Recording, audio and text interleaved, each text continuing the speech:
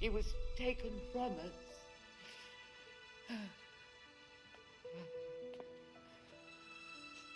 I miss him too. This calls for divine intervention.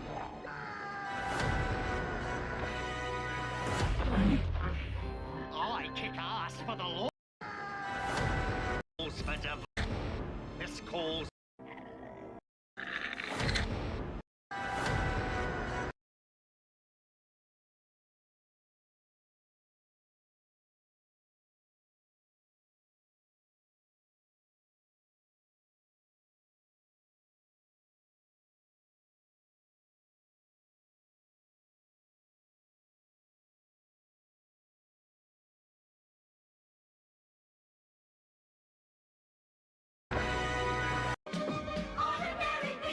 For divine intervention. I kick ass for the Lord.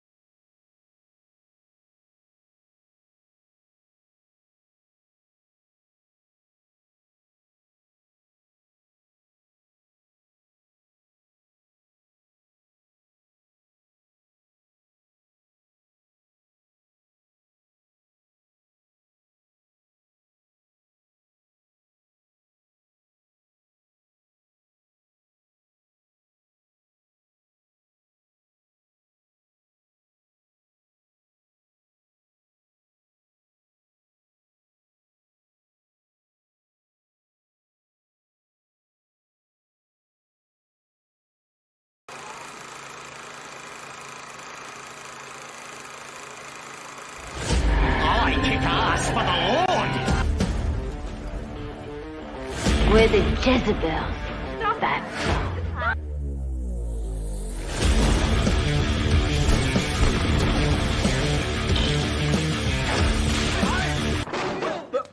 Here I come. I want you to get up right now, go to the window, open it, and stick your head out and yell, I'm as mad as hell, and I'm not gonna take this anymore!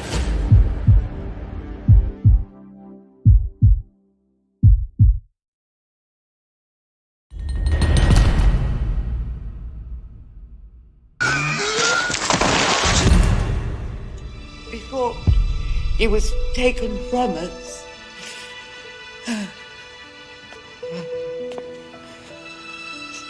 I miss him too.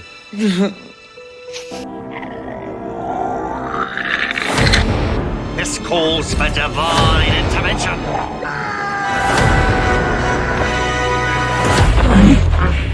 I kick ass for the Lord.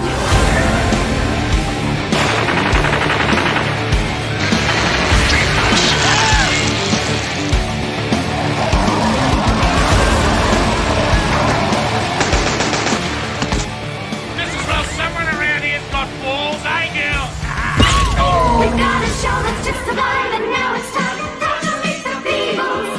Meet the Beatles. We're not your average, ordinary people. Meet the Beatles. Meet the Beatles.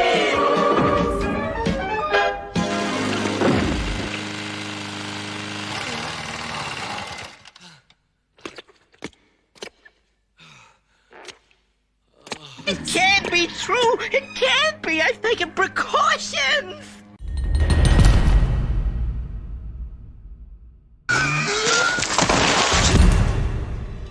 Before he was taken from us.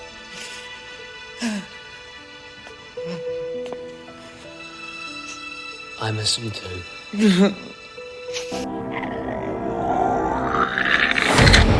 This calls for divine intervention.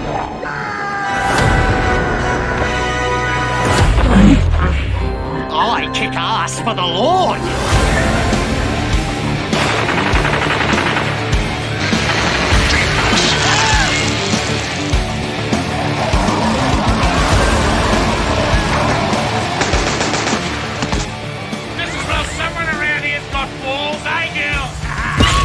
We've got a show that's just survived, and now it's time to meet the Beatles. Meet the Beatles. We're not your average, ordinary people. Meet the Beatles. Meet the Beatles.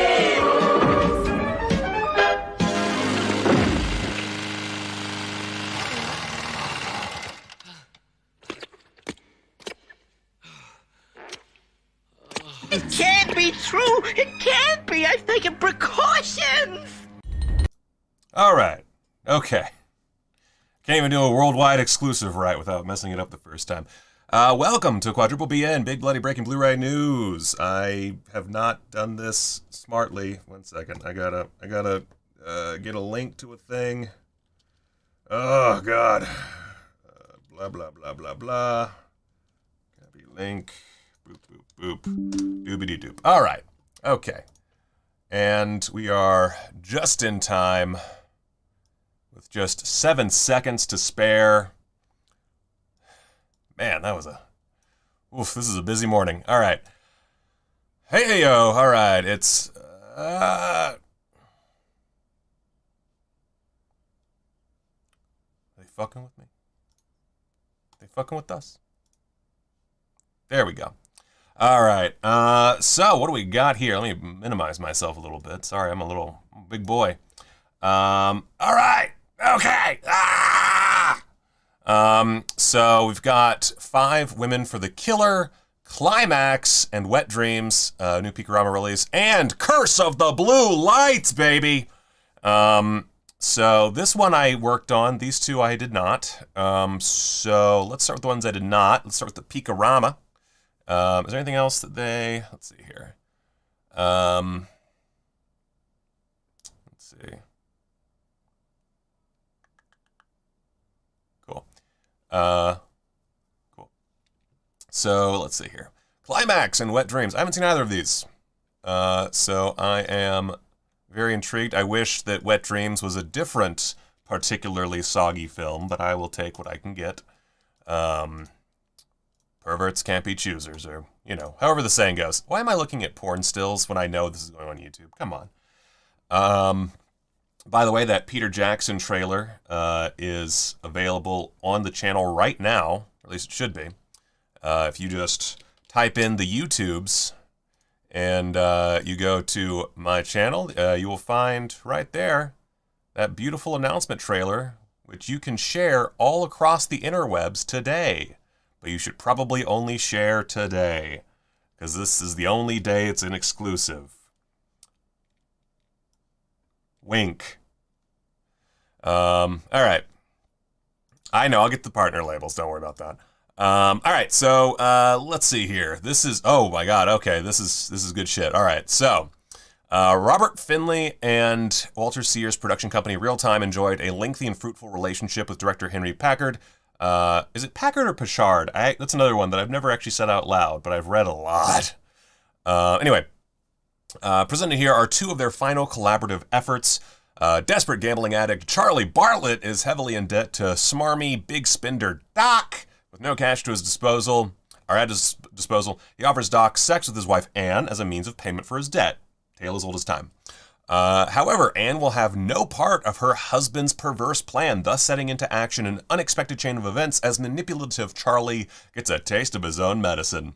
A well-paced, twist-filled, hardcore drama from Henry Packard, featuring uncredited co-direction and cinematography by Roberta Findlay, baby!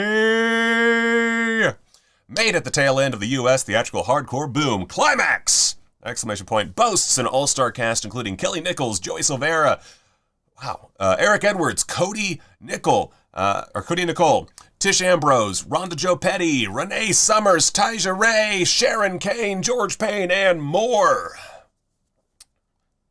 Meanwhile, Jeannie is a bored housewife whose distinct lack of satisfying sex life has left her feeling aimless. Her best friend, Sue, who has experienced a similar lack of carnal fulfillment, reveals to Jeannie that the ideal cure for erotic blues is to indulge in immersive sexual daydreams that, with the right concentration, can seem more real than the real thing. Quickly mastering the technique, Jeannie finds herself engulfed by an unlimited set of sensual delights which grow ever closer to becoming reality.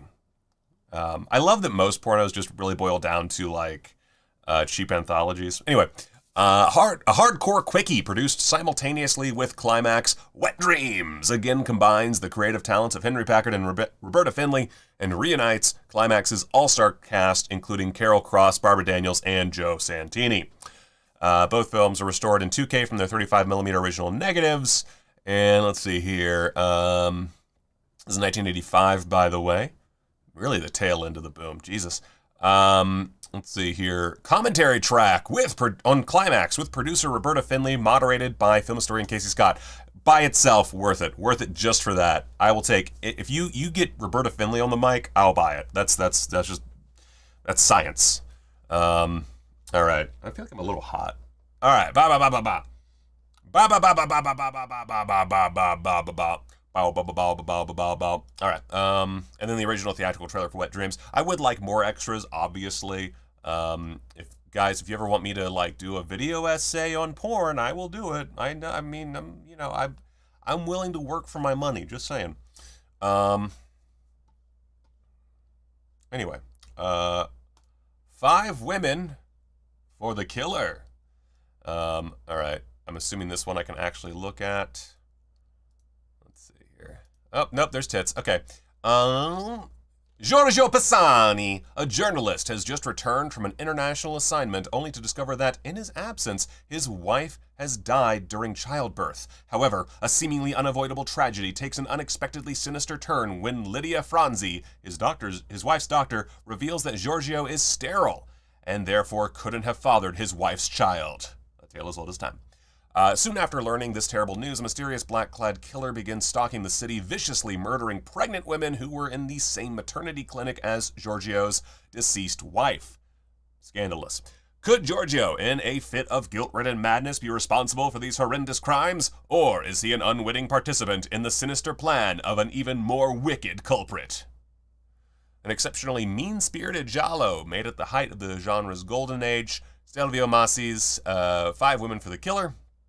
I still need to watch Arabella Black Angel. Stars British character actor Francis Matthews, The Revenge of Frankenstein, alongside Pascal Revolt, The Beast, and Euroslee stalwart Howard Ross from New York Ripper. Barely seen outside of its native Italy, Vinegar Syndrome proudly presents the world Blu-ray debut of this equally nasty, shocking, and highly stylized whodunit, newly restored in 4K with rare archival film elements of the never-on-video original theatrical cut, and featuring a host of new and exclusive interviews. 1974, 100 minutes, region-free Blu-ray, restored in 4K from a 35mm archival positive. Brand new commentary track with film historians Eugenio Rucolani and Troy Howarth. My Name is Howard, an interview with actor Ronaldo Rossini. The Massi Touch, an interview with filmmaker Danilo Massi, son and frequent collaborator of director Stelvio Massi. Working with Stelvio, a portrait piece on Stelvio Massi with actor Luc Merenda. 5 Women for a Giallo. Director and film historian Luigi Cozzi on 5 Women for the Killer and the evolution of the Giallo film. Cinematographers in Arms, a portrait piece on Stelvio Massi with friend and fellow director, cinematographer Roberto Girometti. Plus, gore inserts from the re-edited version of 5 Women for the Killer. And finally, newly translated English subtitles. A lot of stuff here. This is, as far as extras go, this is basically the perfect, or almost perfect set. We've got a bunch of interviews, several of them over 20 minutes. A commentary track. It's a 4K scan. I mean, that's pretty good. Yeah. I'm very intrigued. I haven't seen 5 Women for the Killer because I'm always ill prepared. But that's dope, and it's a Blu-ray premiere. So sick. Sick. It is super tasty. Sick. All right. Curse of the Blue Lights. I love this movie. This movie's great. This was a little, I'll just read the description, actually. I'm gonna fucking butcher this. The desolate town of Blue Lights, which gets its name from a mysterious nightly illumination close to the graveyard, is rumored to be cursed. The origin of both the lights and the curse itself have been left to legend, but rumor has it that ancient monsters roam the area and have been responsible for the countless deaths and tragedies which have afflicted nearby residents. When a group of college students decide to spend a night investigating these supernatural occurrences, they quickly find themselves in for a nasty surprise after uncovering an ancient relic, which leads them into the terrifying subterranean lair of the Muldoon Man. It says Muldoon Men. That's not really accurate. It's the Muldoon Man. There's not really a Muldoon Men, so that's kind of disingenuous. Giant monsters who need to ingest human corpses in order to sustain their strength. It's just one monster. I don't know why they have it in plural, but close enough. A lo-fi monster film oozing with regional charm. John Henry Johnson's Colorado-lensed Curse of the Blue Lights is a cheerfully entertaining and highly original take on a traditional creature feature, enhanced by excellent practical effects and a series of wild twists and surprises.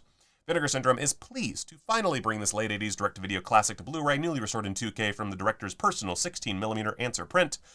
In its intended and director-approved 185:1 aspect ratio for the first time, and bursting with a wide array of newly recorded interviews with cast and crew. So yeah, this one is a lot of fun. It is very regional. The director was not really a horror guy, but wanted to, make money, so he made a horror film. And he had a very horror-loving, I believe, co-writer and co-producer maybe, and also makeup guy who, along with a couple other really talented makeup dudes, including one who is extremely prolific. Not anymore, he retired, but there's one very prolific special effects guy on here that I do not remember his name off the top of my head.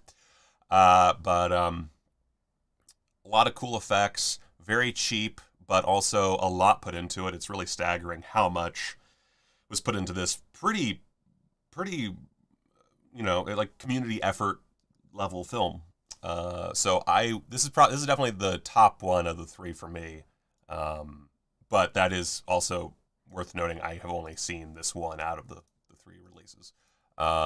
It is a very dark movie at times per these stills, but it looks better than anything we've ever seen before with this movie. It has never looked this good. Aside from maybe its premiere. Like this is the only way to watch this movie at this point.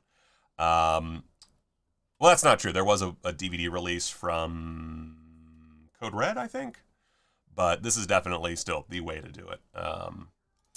Anyway, It's region-free Blu-ray, newly scanned and restored in 2K from, yeah, we already talked about that. Brand new audio commentary track with co-writer-director John Henry Johnson. He's got a very pleasant voice. Archival commentary track with John Henry Johnson and actor crew member Brent Ritter. Demons Down in Pueblo, Remembering Curse of the Blue Lights, a newly produced making-of documentary featuring interviews with the cast and crew, 97 minutes, because I am a bad editor, and everything I edit is super long.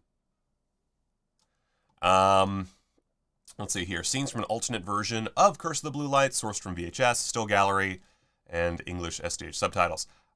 Really just strong recommend. This is, you haven't seen this one, it is a hoot and a half, and not to toot my own horn, but I think that the included doc really adds a whole nother layer of worth it for you. I would have liked to have done better on certain things in the doc, just because, as usual, this was a very quick turnaround. And this was also right around the time my computer shit the bed, so it was just everything going wrong at once. But I still think it's a pretty strong documentary. Bunch of people interviewed. There's a few who I know, I think, probably would have been good to track down an interview, because it's definitely, it leans very hard on the special effects side of things. But it includes the director, his friend and co-writer or co-producer, I can't remember, but a few of the actors. I shot one of the interviews. It's a lot of fun remembering and information about the film. So the definitive release of Curse of the Blue Lights right there. Now let's go to the partner labels. Let's see what we got. Is it too many again? Oh, it's too many again. Jesus tits. Jesus tits. Okay. So we've got 12 new releases. God. It's so many releases. Why? Why is it 12 releases? Okay. Fuck me. All right. Let's just... All right. Here's what I'm going to do. I'm going to open these all in a new tab. Just so I don't have to go back and forth to this long ass... Wait, Oh, I'm sorry. I miscounted. It's 16 new releases. God damn it. Guys, come on. Come the fuck on. This is ridiculous.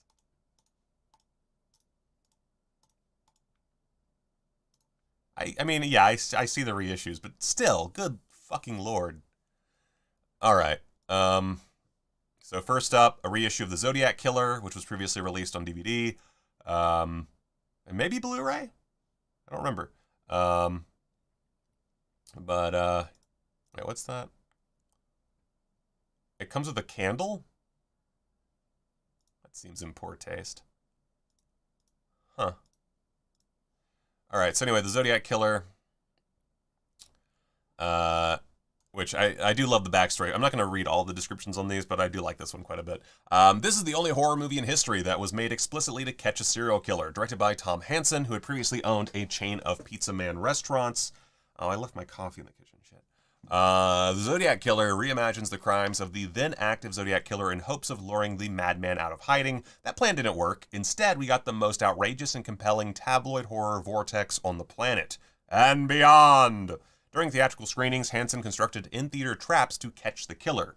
These included the use of an ice cream freezer filled with rent-a-cops and a raffle with a motorcycle as a prize. You won't get insight like this by watching David Fincher's Zodiac, but you will get it while watching The Zodiac Killer. I kept putting off getting the old version of this, so I might grab it, but so there's, if you, for the first, I guess the first 75? Wait, no, maybe it's just, oh, okay. So you can get, there's only 38 left, this bundle with the stills, I guess, wait, what does it say? It's candle and postcard. So if you want a candle and a postcard, $43, it's yours, the Blu-ray. Enjoy. Let's see here. Interview with the director and actor, commentary with director as well as the actor and the AGFA team. Booklet with writing by Chris Poggiali of Temple of Schlock. Tabloid horror trailers from the AGFA archive, and of course the bonus movie, Another Son of Sam, 72 minutes preserved from a 35mm print. I'll definitely be picking up the Blu-ray at some point. I don't need, let's see how many, oh, and there's plenty. They have 2,000, yeah, there's fine. So that's pretty rad. Definitely want to get that. Altered Innocence presents The Wounded Man. Let's see, is this is a older release? Let's see here. New 4K restoration from the original camera negative. Henry is a frustrated teenager living with his parents in a provincial French coastal town. When they drag him to the train station to bid adieu to his sister, Henry sneaks off to a secluded bathroom and interrupts a hustler named Jean, satisfying the masochistic desires of an older male client. Henry falls desperately in love with the sexy criminal, but Jean evades Henry's affections. Undeterred, Henry shadows Jean as he traverses the dark and dangerous underbelly of their sleepy village. But as he descends deeper and deeper into Jean's world, there may not be an easy way out. Patrice Chéreau's 1983 drama is a revelation, an amazingly accomplished work that genuinely channels the transgressive, unsanitized sensibility of Jean Genet, boasting a breakout lead performance by young Jean-Hugues Anglade, whatever, and a script that took co-writers Chéreau and legendary gay French author and activist Hervé Guibert 6 years to perfect. The result is a rich, strange, and sumptuous film leading us to exhilaratingly mysterious and unfamiliar spaces, both physical and psychological. Wow, if you want to get me to watch a movie, that's how you write a fucking synopsis. When did the Zodiac Killer documentary come out? I don't know. I do not know. I assume later, but I'd have to look that up. The Wounded Man, 1983, 110 minutes. We've got a video essay by Robert Payne, another video essay by Tom Giddings, a 32-page booklet edited and introduced by Hidi El Kolti of The Thing. The Red Heels, a newly translated piece about the film by co-writer Hervé Guibert. A story, The Wounded Man, a story by Abdallah Tayeb. Oh yeah, this is all in the booklet, sorry. So 3 things in the booklet, and a new restoration trailer, plus other trailers. So when you really break it down, not that many extras, really just 2 video essays and then a booklet. But, I'm very intrigued by that movie. Like this is the kind of thing that gets my goat. So, definitely on my watch list. I can't afford anything today, so I got a mortgage to pay, y'all. So we're not going to be doing any buying today, but certainly many things on my list. Vinyl Nation from ETR Media looks better than the last 2 docs from ETR. I'll go on that. Vinyl Nation. Let's see here. 92 minutes from 2020. The vinyl record renaissance over the past decade has brought new fans to a classic format and transformed our idea of a record collector. Younger, both male and female, multicultural. The same revival has made buying music more expensive, benefited established bands over independent artists, and muddled the question of whether vinyl actually sounds better than other formats. Vinyl Nation digs into the crates of the record resurgence in search of truths set in deep wax. Has the return of vinyl made music fandom more inclusive or divided?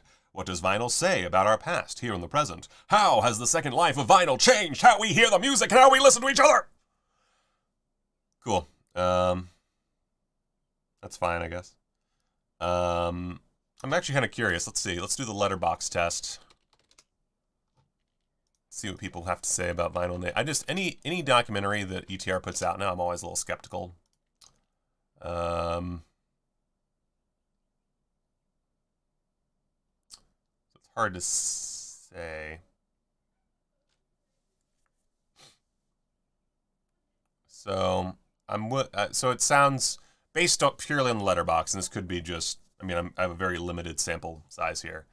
Good to okay to bad, and repetitive is what I'm getting. Yeah, that's one I don't really care about. That's the kind of movie I might watch streaming once and then never watch again. So I'm good. Yeah, we guys. Brian pointed out the trailer for that new Arrow collection came out, and it's pretty baller. Just saying. Deaf Crocodile, Time of Roses. Ooh, goddamn. Oh, Deaf Crocodile, you sons of bitches. Oh, you sons of bitches. I'm glad there's 2000. This is a 2000 set. Finnish director Risto Jarva's fascinating futuristic sci-fi mystery is set in a dystopian pop art designed world of gleaming white towers, Sony video monitors, and inflatable furniture, where the best kind, by the way, where the beautiful inhabitants all dress as Edie Sedgwick-like pixie sprites or medieval page boys out of Logan's Run. A historian of late 20th century culture, before class boundaries were abolished, named Remo, is researching the death many years earlier of a free-spirited erotic model named Sarah, who died under mysterious circumstances. She caused a public scandal by asking 3 of her wealthy, powerful lovers to pay for an abortion.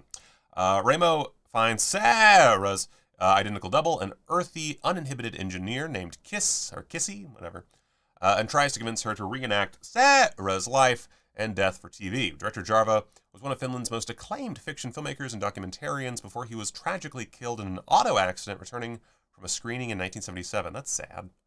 His fabulously quirky vision of future world with its fragmented and abstract political conversation and semi-orgies, all waving hands and sitar music, oh my fuck, would have delighted both Andy Warhol and Rainer Werner Fassbinder. Fassbinder!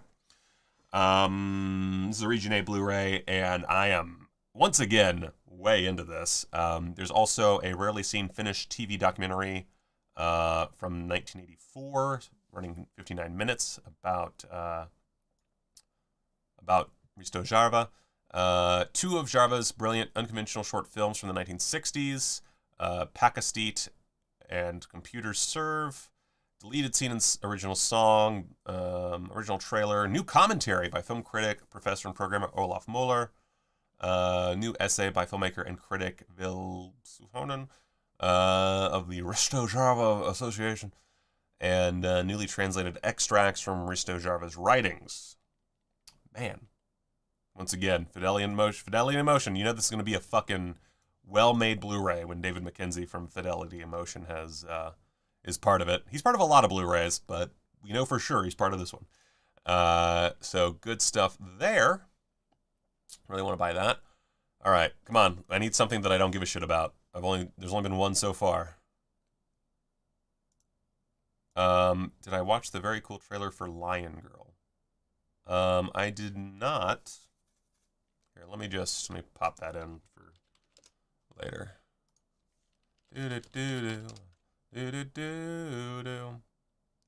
Okay. Oh, okay. Intrigued. Oh my god. Oh my god. All right, Taming the Garden from Big World Pictures. Oh, environmentalism, I'm assuming.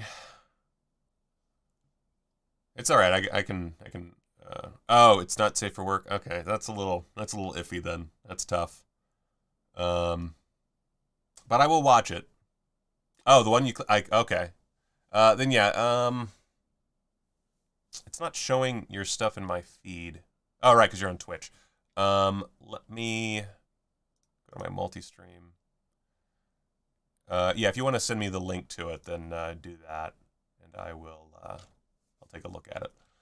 Let's see here. So, what do we got here? An ode to the rivalry between men and nature. Taming the Garden is a story of how a powerful man indulges in an unusual hobby by having century-old trees uprooted in communities along the Georgian coast and transplanted to his private garden. Oh, that's really cool. Oh, but it's a very limited amount of stuff on the Blu-ray, so maybe I can just. That's one I'm hoping this one's streaming because it sounds very interesting, and it also sounds like my shit. But I can probably just find it elsewhere. Wait a second. Let me pull up a separate tab real quick.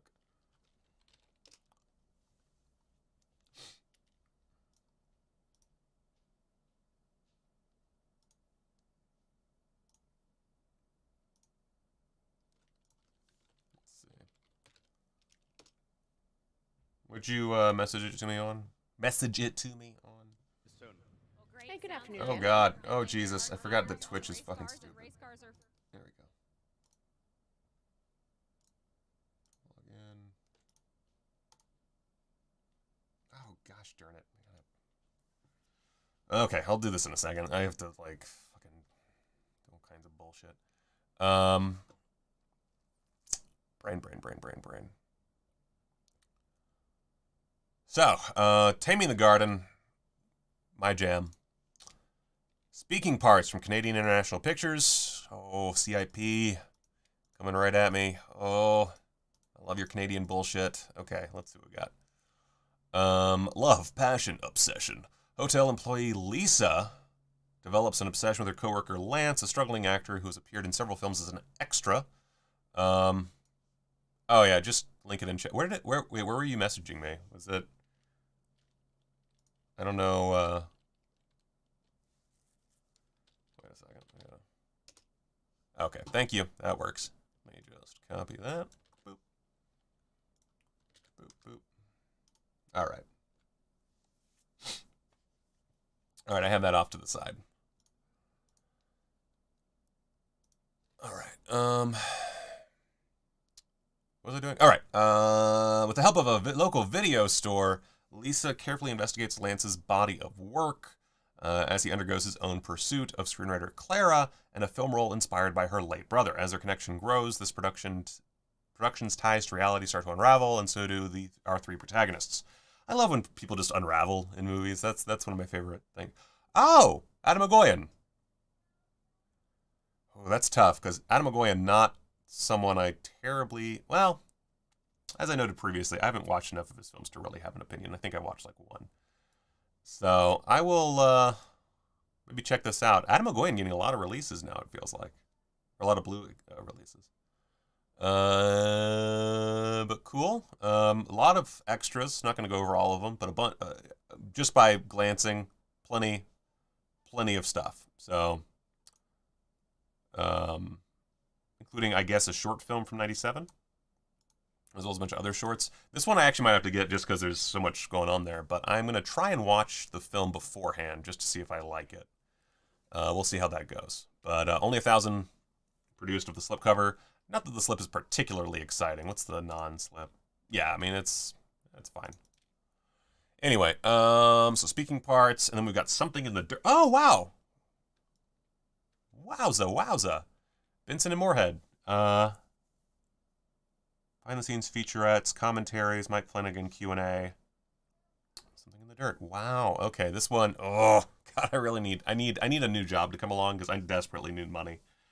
Because I'm going to be missing out. So yeah, Benson and Moorhead. Have they gotten strong... I can't remember if any of their movies got, like, boutique Blu-ray releases. I'm sure they must have.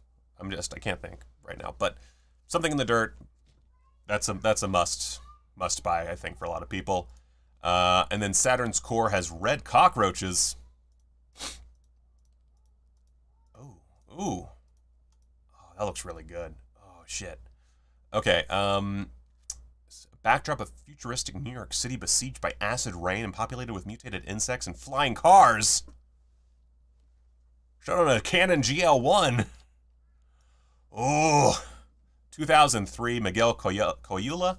82 minutes. Got audio commentary, making of, archival featurette. Oh, a few other things. God, oh, that looks really good. That looks... Wait, okay, I gotta do the letterbox. I want to see... Red Cockroaches. Let's see what other people say. Because there have been a few of these releases where I'm like, this is my shit, and then it's not so great.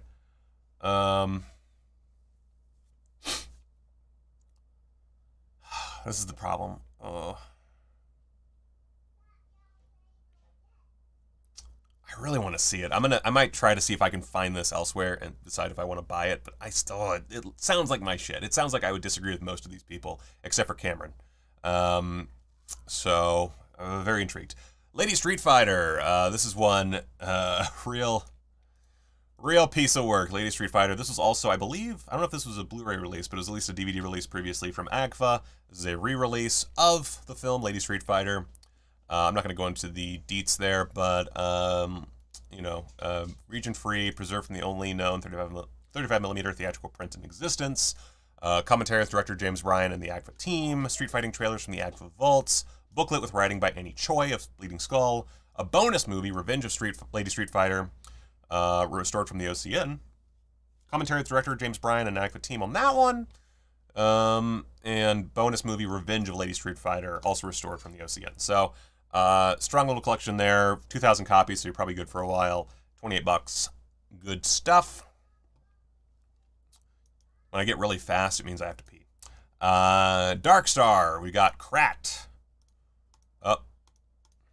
Internet's being dumb. This sucks. Oh, it froze. It froze. What the hell?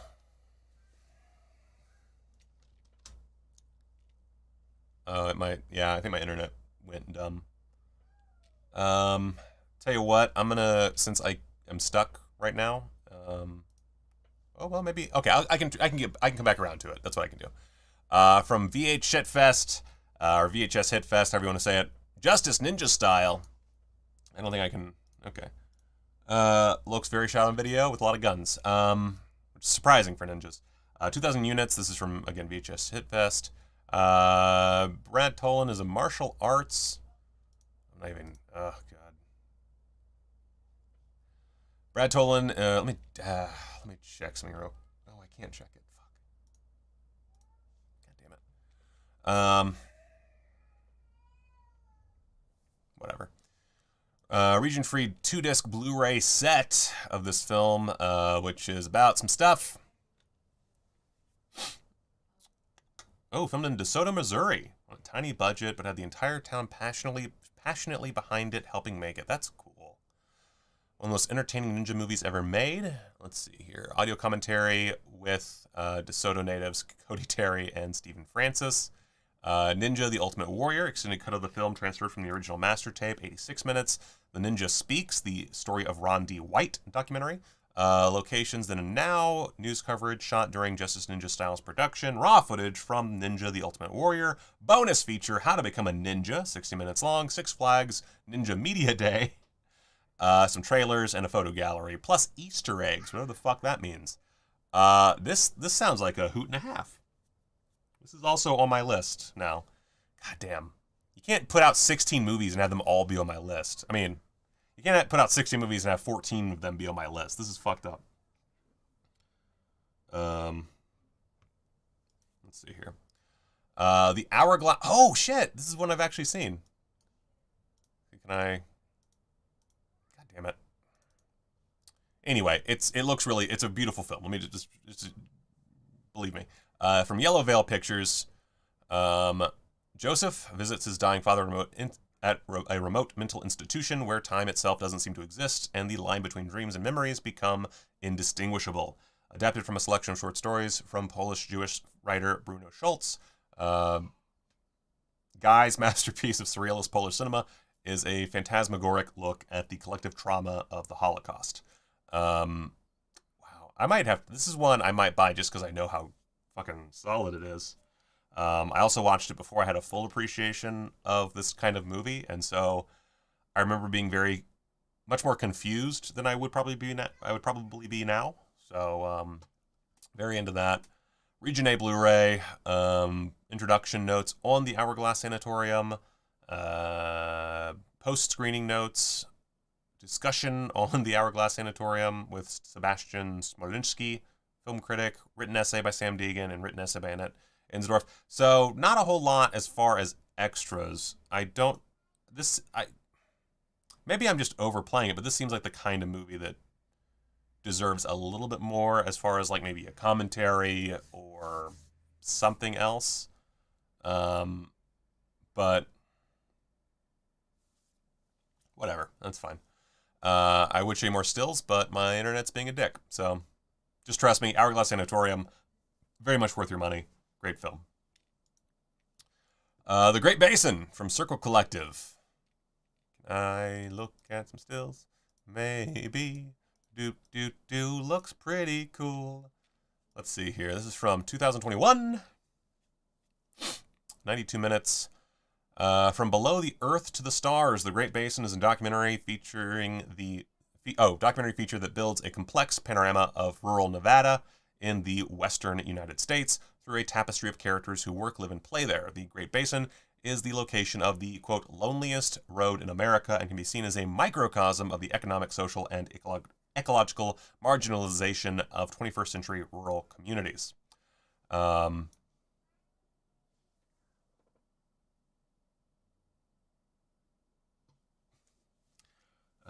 below the earth. Oh wait. Sounds fun. I don't really buy a lot of documentaries because I don't tend to rewatch them, but that does intrigue me. And I do live in Nevada, but not rural Nevada. So I have been through rural Nevada, and it's rural. Region A Blu-ray audio commentary with producer-director Chivas Devink, sound recordist, that person who's, I'm sure, very talented, and director of photography Yoshio Kitagawa. Q&A with director Chivas Devink and artist Oscar Twazin. Cedar Spring Water School featurette examining Oscar Twazin's art project and the importance of Cedar Spring to the indigenous people of Nevada. Cool. I mean, strong extras for a doc. Definitely intrigued to watch it. That's one I'll try to check on streaming. It's only 1,000 units, but I believe, the slip, but I'm pretty sure this won't sell out anytime soon. I'm willing to bet. Let's see if my internet can work. There we go. Let's go back to Dark Star's Crat. This looks fun. A lot of supernatural nonsense. Cool. The road to hell is paved with good intentions. Only 1,000 units. When children are left at grandma's without smartphones, they're bored to tears. This is until grandma finds them loads to do. She also that's actually the synopsis for a porno. She also tells them about a magical creature named Crat that'll do whatever its master says. When they stumble upon an instruction manual on how to build one, they don't hesitate. All they have to do now is buy a soul from the devil. There's like nothing here for me to really talk about. It's from 2020, 114 minutes, Region A Blu-ray, behind-the-scenes featurette, and a trailer. Kind of bare bones and doesn't really tell me a whole lot about the context. So let's go to Letterboxd and see what they say. Let's see what they say. Let's see what they think. Let's see what they think. Mixed. I'm going to say mixed. It's Estonian, though. That's cool. So that's another one. Probably won't. Oh, it's on Tubi. So if you want to check this out before buying, it is on Tubi. Cool. Factory 25%'s Full Moon Trilogy. Oh, this seems like something. Oh, this looks beautiful. Okay, let's see what we got here.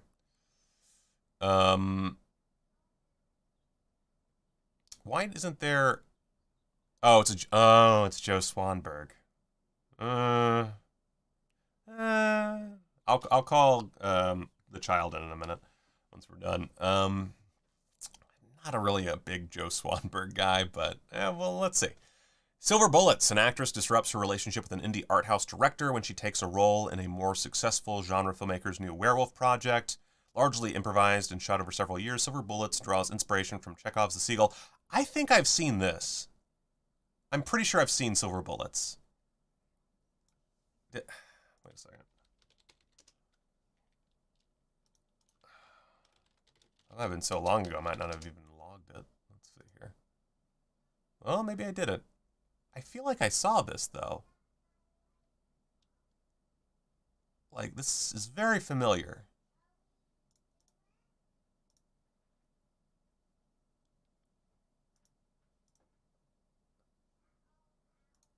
Let's see.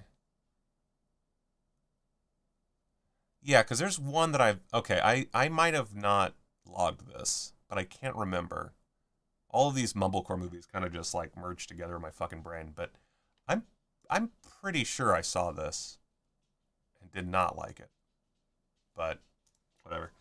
Art history. When a director becomes jealous of the budding relationship between his film stars, his emotions threaten to sabotage his own production. Set entirely in one location over the course of a few days, art history vacillates between Adam Wingard's long, dreamy static takes and Swanberg's chaotic handheld camera work to create a mood of claustrophobia and mystery. And then The Zone, a young engaged filmmaker couple and their actress roommate find themselves hosting a mysterious visitor. Over the course of the night and the following day, he sleeps with all three roommates and then disappears, at which point the characters and the actors playing them attempt to figure out what just happened. I mean, there might be something here. I am maybe a little more mean towards or negative towards Joe Swanberg than I should be. And to be fair, I have not watched or tried to watch, because that's happened a few times, a Joe Swanberg movie since probably before 2016. And 2016, 2017, that's around the time I started to shift how I watched movies a little bit. So maybe worth it. I don't know. I'll try to check out one of these and see if it suits my fancy these days. Region-free Blu-ray, Stray Bullets, a short film that looks at Swanberg's process. That's interesting. 28-page booklet featuring a bunch of stuff and English subtitles. I'm intrigued. I don't think, since it's Factory 25 and it's Joe Swanberg, I don't think this will sell out anytime soon, but certainly worth keeping an eye on. Yeah, it's tough. That's tough. The Civil Dead. What's really annoying to me is I like the idea of mumblecore quite a bit. I think it's a really cool idea. It's kind of like oh shoot, the what's the Danish thing that wow, I'm just losing every name right now. That the Nymphomania guy did started that thing. It's kind of like that, where I really like the idea, and I think it's cool. It's something I would like to try, but at the same time, I've yet to see anything that really captures. I mean, that's different. Mumblecore's far worse, but everything just comes off as really pretentious and boring, and like just excuses to shoot sex and Dogma 95. Thank you. I don't know why my brain is just completely fucking. I do know. I haven't eaten today. That's why. Burpity burpity burp. But yeah, like it's one of those things. Like, I don't know if y'all have watched any mumblecore movies. I mean, I know some of you have, but it's just I love fucking in movies as much as the next guy, but oftentimes they kind of rely on just these really pretentious college-age characters with their dumb white boy and white girl problems, and they have sex and stare at each other and improvise dialogue, and it's just so mind-numbing. But maybe anyway. The Civil Dead. Let's see what we got here. What are we looking at? I have not seen Skinamarink yet. I don't like repetitive post film grain, and I heard that was a problem, and I'm like, I don't really want to watch that. And I saw a trailer, and I thought it looked. So I haven't watched it yet. I will at some point watch it. I feel like I should watch it like stoned or something one night, but I don't know. It just doesn't sound. It sounds like something I would enjoy for 20 minutes, and then get really annoyed by. But I'll probably watch it at some point. I know that several of my friends fucking hated it. Yeah, that's not really mumblecore, but it's definitely that kind of. There's a certain sensibility that breeds that kind of movie. I don't know. I definitely prefer that, as you said, analog horror to mumblecore.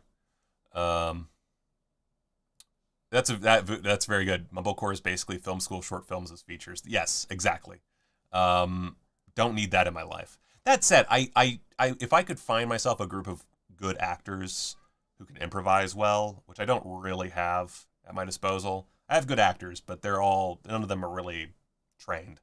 I would love to try a mumblecore, just as I would love to try a Dogma 95. It's one of those, like, I don't want to be that guy that makes the boring, pretentious movie. Anyway, so The Civil Dead, this is from 2021, 103 minutes, features a commentary, deleted scenes, and it's Region A. A misanthropic Struggling photographer just wants to watch TV and eat candy while his wife is out of town, but when a desperate old pal resurfaces, his plans are thwarted with spooky consequences. Who is that? Clay Tatum. Don't know him. Looks maybe fun. I don't know. It's hard to say from that. Let's see here.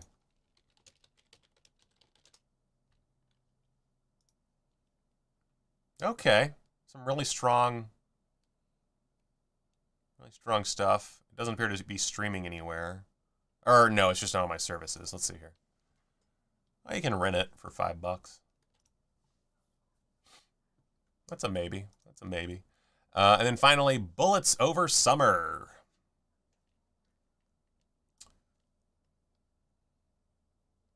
Go to, oh, for fuck's sake. Okay.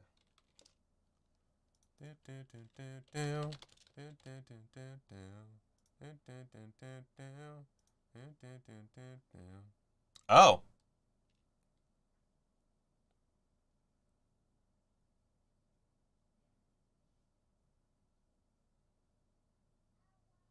There's a lot going on here. Wait, is there anything? Let me just make sure I'm not missing anything. Okay.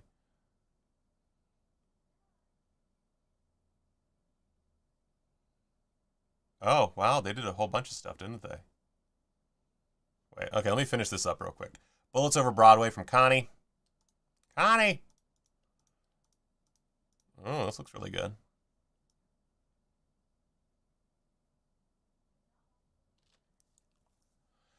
Let's see. Trigger Happy Fugitive, Stakeout.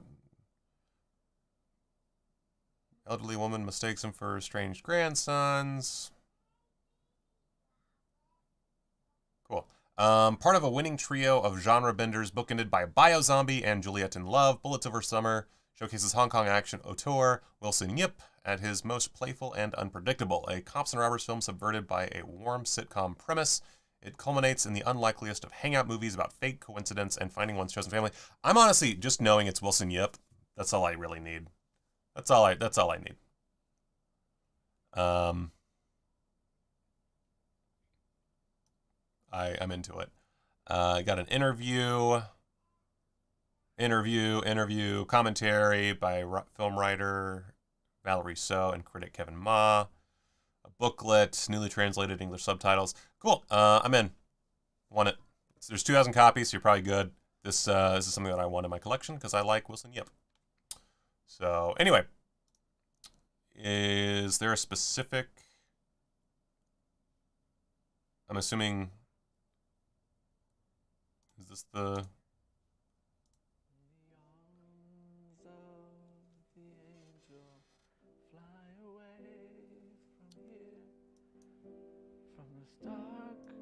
Cold hotel room and the endlessness you fear. You are pulled from the wreckage of your silent reverie in the arms of the angel. I mean, this is kind of sad, actually.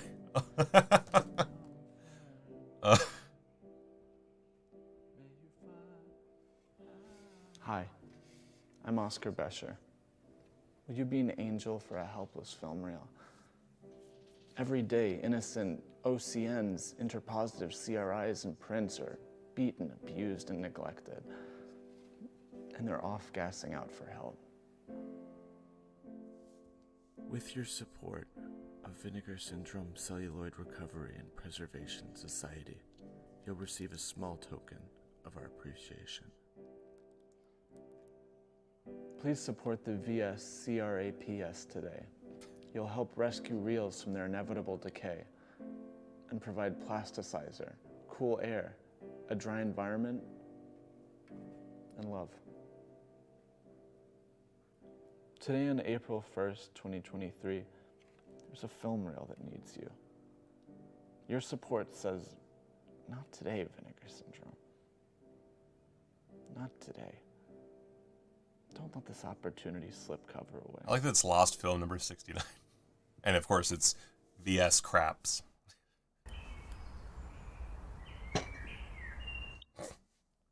That's really cute. And what's the other one? Let's see here. The Vacation of Terror.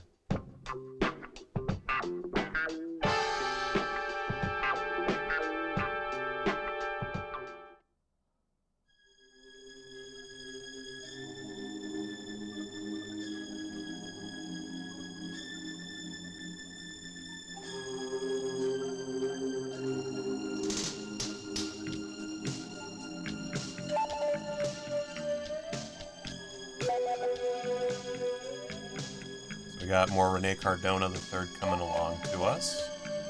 So that's cool.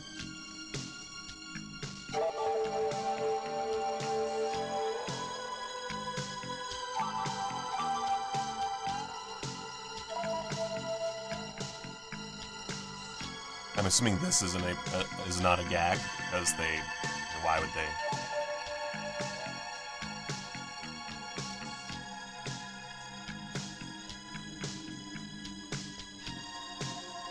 Kind of a boring trailer.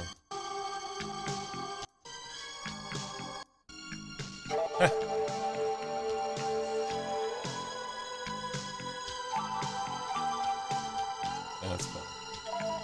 That's good. Oh, man.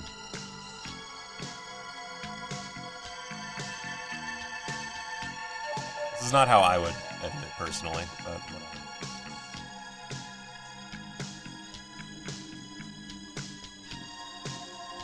Oh, wow, a little, cheapo Nightmare on Elm Street.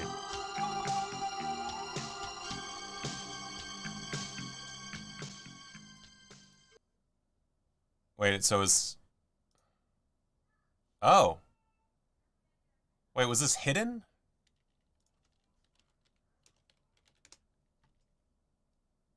Oh, no, I just... Oh, they added more. Okay, I gotcha.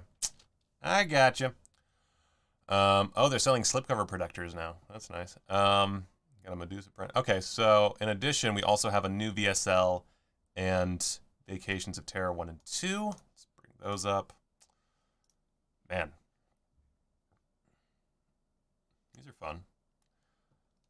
Okay. And is there anything else I missed on the YouTube page of note? I don't think so. Yeah, okay. Vacation of Terror 1 and 2. We just watched the trailers. We're going to look at that. Bloop, bloop, bloop, bloop, bloop, bloop, bloop. I don't really care about the plots. It's Rene Cardona III and Pedro Galindo III, so that's all I really need to know. 2 films, 167 minutes total, newly scanned and restored in 4K from... Oh, the first one is from its 35mm OCN, and then the second one is 35mm archival positive. Got a video interview with Janella Hassel and Gabriella Hassel, actors in Vacation of Terror. A video interview with Eugenio Castillo, composer of Vacation of Terror. Backlot Rats with Carlos East Jr. and Ernesto East, actors in Vacation of Terror. And a video interview with Jorge Farfan, special effects artist on Vacation of Terror. Cool. That's sick. Is that that's just another title, yeah. Nice. Nice. Oh, that's great. Definitely want that. Man. 6,000 units, so you're probably good for a while. Cool. Did I just miss this, or did they add this after they started? Like, I'm not crazy, right? Maybe I am crazy. It's very, very... Okay.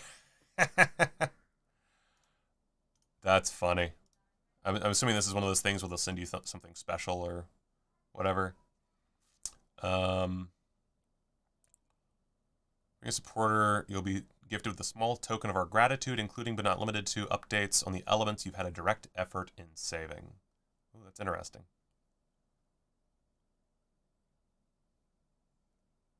That's funny. That's really funny. Good job, guys. That's really fucking good. Oh, man. They didn't add anything else, did they? Okay. Oh, we probably have merch, though.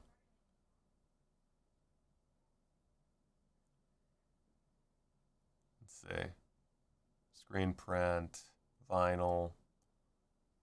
Nothing really too crazy here. All right. Anyway, so where is it? Where is it? There we go. Cat Creeps. Sounds very familiar.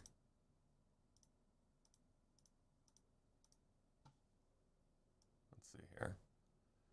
When a wealthy widow sends a $1,000 bill to the local newspaper claiming murder, blackmail, a corrupt politician, and $200,000 fortune to be had, it's up to reporter Terry Nichols and photographer Pidge Flash Laurie to figure out the nefarious plot and clear the politician's name.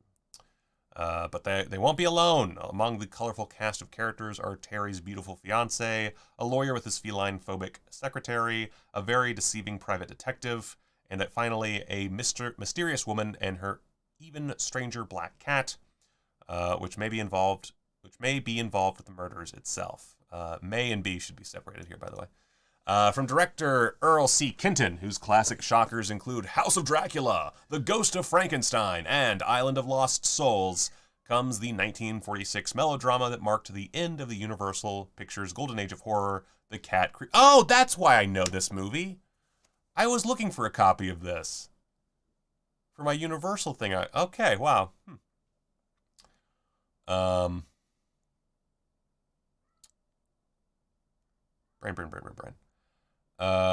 Noah Beery Jr., Lois Collier, Paul Kelly, star in the supernatural thriller influenced equal parts by The Cat and the Canary, The Old Dark House, and the wildly popular mystery plays of the 1940s, now scanned and restored in 2K by VSL from its 35mm dupe negative. Rad as shit. Okay. Well, fuck. Now I have to buy this because I want to do my big Universal series. Brand new commentary track with film historians, authors Kevin Lyons and Jonathan Rigby. Feline Frights, author and critic Kim Newman discusses cats and classic horror. And, yeah. Cool. VSL continues to slap pretty hard. If you are unsure about VSL as one of the imprints, I guess, check out my review on the first two, because I think it's, it's all right. Yeah.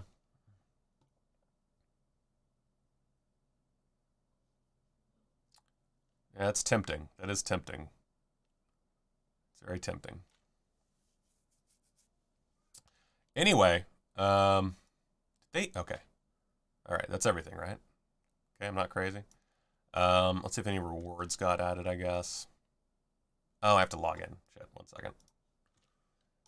I know what boys like. I know what boys want. I know what boys like. Boys like me. Let's see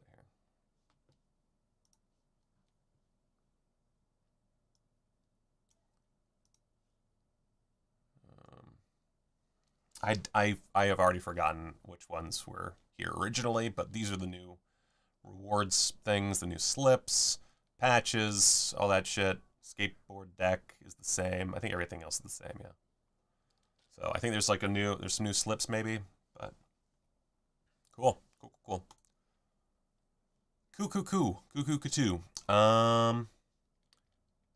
I guess we should end on some kid time. Boy! Hey, boy! Yeah. Come here.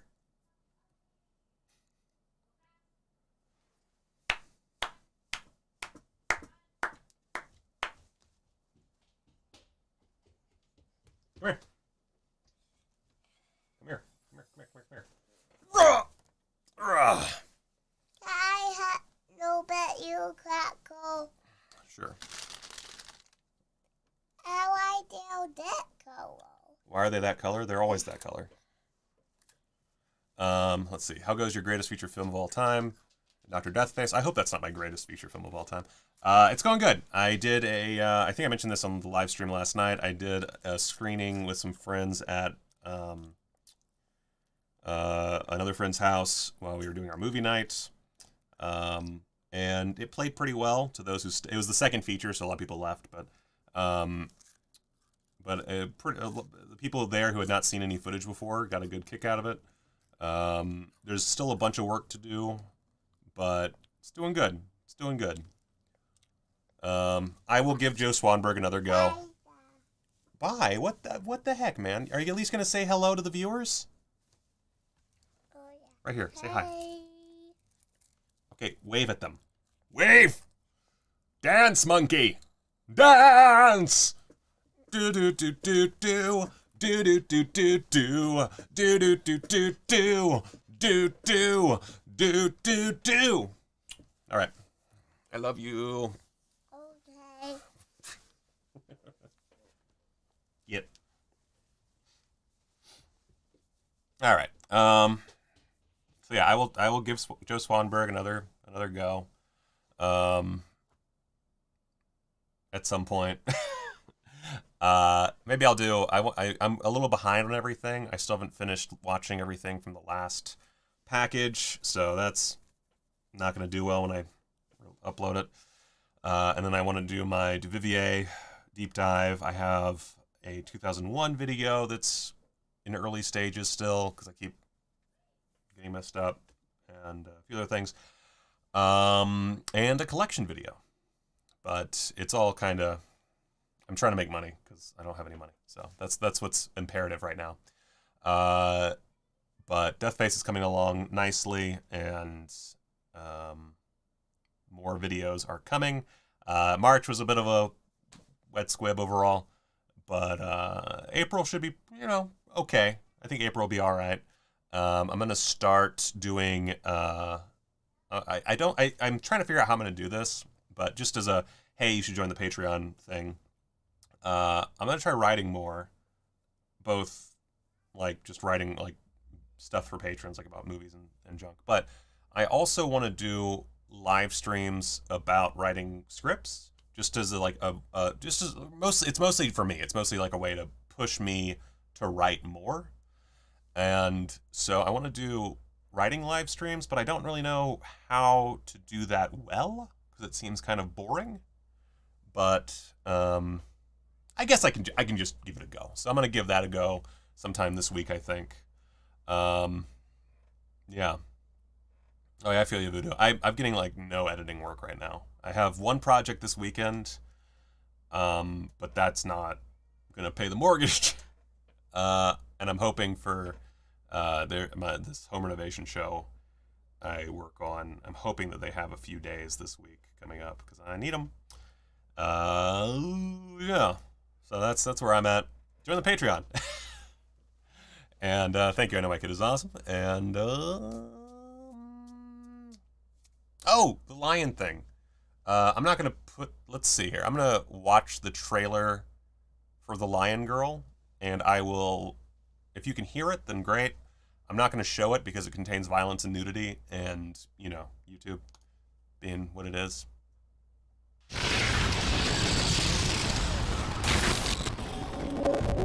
It's a Toei video from the creator of Devilman. Oh, yep, that's straight up full frontal nudity right off the top. Oh my god! Ah! Ah! Ah!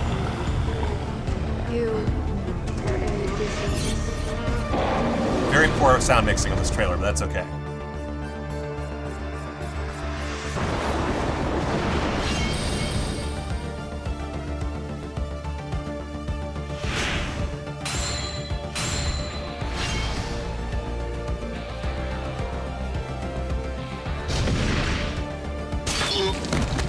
Holy shit, this is very violent.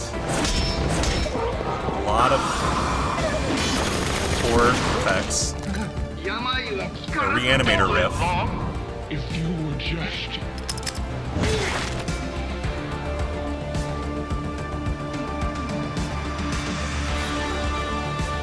Guy with an afro on a motorcycle.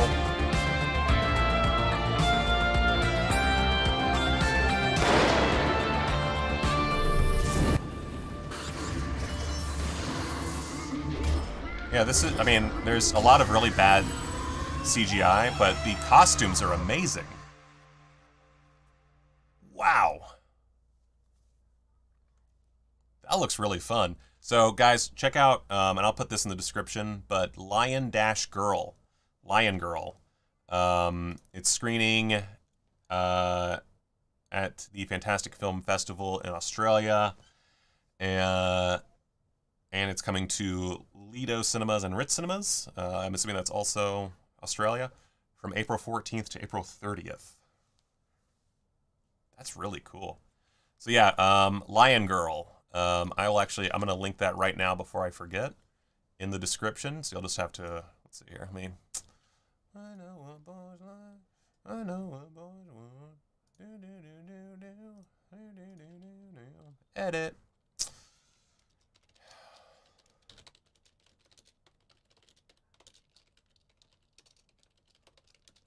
All right, so save, and cool. That's in there. So if you want to check out the trailer for Lion Girl, that's in the description. And yeah, also Voodoo. That's rad. Well, that's just rad that you lived in Japan, but it must be pretty cool to see locations in Shin Kamen Rider. I'm really excited for that, by the way. I'm not a Kamen Rider like devotee. I haven't watched like all of Kamen Rider or really all that much Kamen Rider, but what I've seen I really enjoy. So Shin Kamen Rider is on my radar. I really want what's the I forgot it again, the android with like the half face thing going on. There was the anime where he was like playing guitar and shit. That thing. I would really like Shin, whatever the fuck that was called. But Subspecies 5 had its premiere. Jeepers. All right, that's gonna be it for today's Quadruple BN because I have to pee really bad, and also we did what we had to do, and I have other things that I have to do. So I will leave you with, in case you missed it the first time around, the latest announcement from Arrow Video, exclusive to this channel. So until next time, guys, go watch a movie.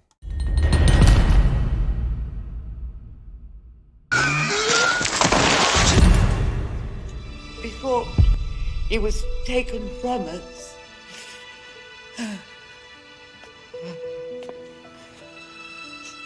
I miss him too.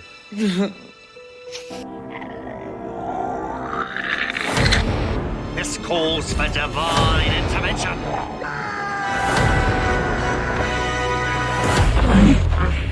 I kick ass for the Lord.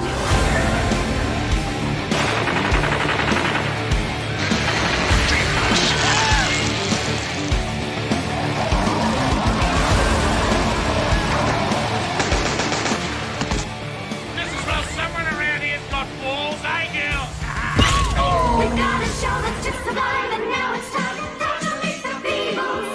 Meet the Beebles. We're not your average, ordinary people. Meet the Beebles. Meet the Beebles.